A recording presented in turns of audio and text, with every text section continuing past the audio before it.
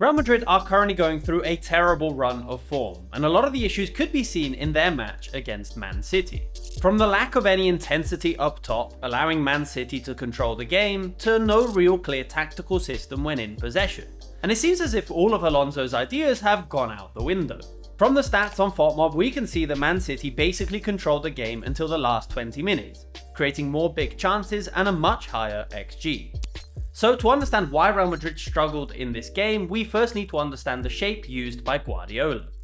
Since Guardiola implemented his new system at Man City with a heavier focus on overloading the centre, their attacking numbers have gone through the roof. But simultaneously, they're also conceding far too frequently. So in their recent matches, we've seen a slight change to this shape. Initially, the idea was to have both fullbacks push forward with the two wingers in Doku and Shirky invert into the centre to form a line of three, allowing City to overload the midfield and attack right through the centre. But in this game and in their recent 3-0 win against Sunderland, we've seen a slightly more cautious approach.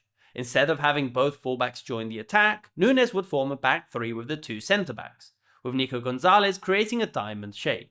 This still allows Man City to get a lot of players in the centre, for example with Nico O'Reilly joining the attack and giving Doku space out wide, or on the right with Shirky and Silva constantly inverting their position. But more importantly, it does give them more defensive cover. This diamond build shape used by Man City meant Real Madrid struggled to close them down, but the press was also pretty non-existent at times. It's no secret that players like Vinicius like to stay as high as possible when defending, in order to then be used from counters. But in this game it often did more harm than good, as it allowed City's backline to comfortably move the ball around. And because there were 4 players involved in circulating possession, it would drag Real Madrid's 4-4-2 defensive shape out of position, then freeing gaps in front of the defense for City to get on the ball. There are countless examples in the first half of both Vini Jr and Gonzalo Garcia in a position that doesn't really help the team.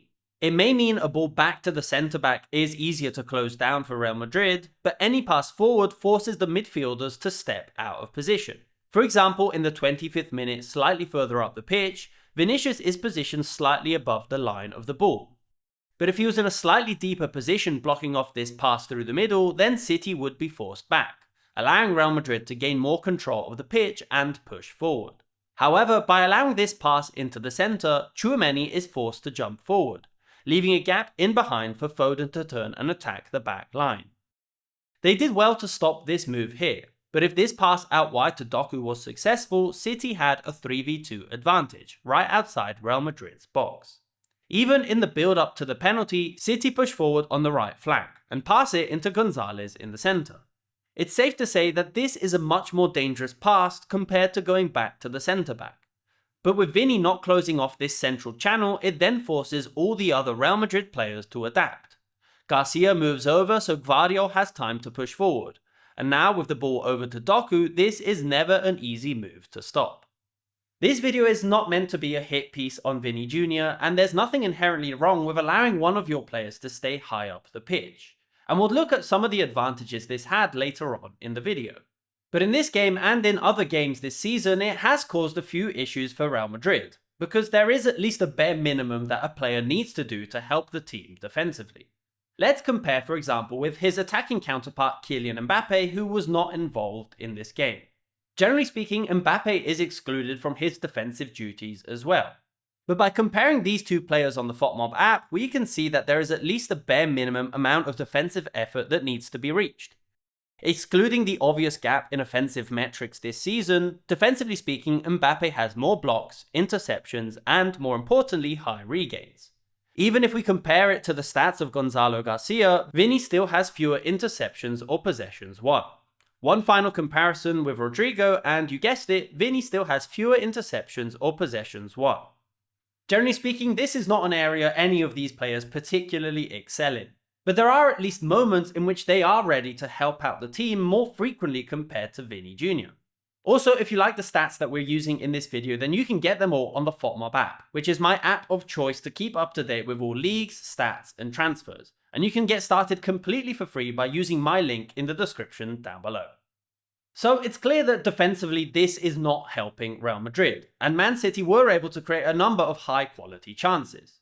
But Real Madrid did also have a number of decent opportunities and were finding a way to expose the Man City defense.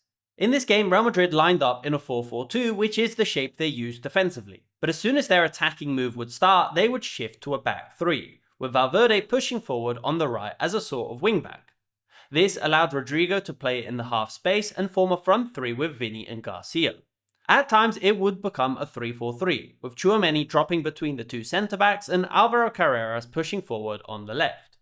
This does create a pretty wide shape, but it does also mean they would usually end up with only two players in the centre, often Bellingham and Ceballos, meaning the only way forward was circulating around the back and attacking the half space. But City were able to stop this quite consistently. What Man City struggled with were these long switches in play that Real Madrid would use, often going from centre-back to full-back directly. Because Man City adopt a very narrow defensive shape, these switches were causing a lot of issues, both from a deep position when Man City were trying to press, or even in the final third, mostly when Real Madrid were breaking forward quickly. The goal to make it 1-0 came from a move starting on the left, before moving centrally and going into Rodrigo on the right. But there were some big chances in this game thanks to these long switches exposing City's back line. But here's where I think the biggest issues for Real Madrid lie, because as rumours of Alonso losing the dressing room start to rise, it also seems as if Real Madrid are reverting to the same ideas they've used with previous managers. No matter how much Alonso tries to implement his ideas with overloads and a tactical system and a more aggressive press, the players always seem to take control and go back to what they want to do.